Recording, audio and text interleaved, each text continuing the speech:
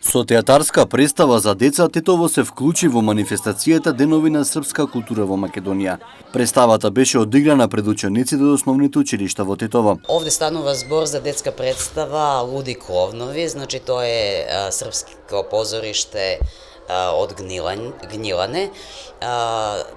Театар е всушност за деца, аматери се, дел се професионалци.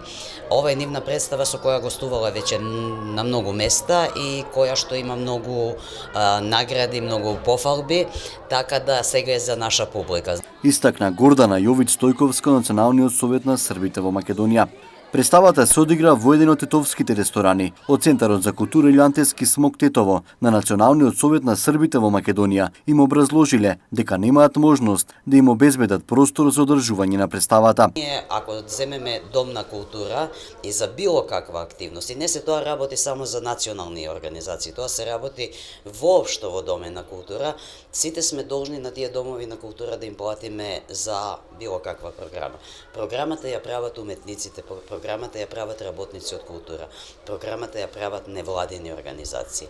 Значи, треба да им се овозможи да работат таму и да имаат програма, бидејќи домови на култура ќе бидат мртви згради доколку не сме ние што работиме со култура.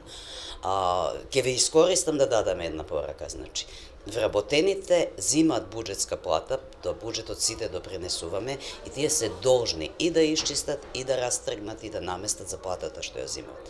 А не да велат, не може, има тоа вечерва. Тоа вечерва е вечерва, ова ќе беше во 12 часот.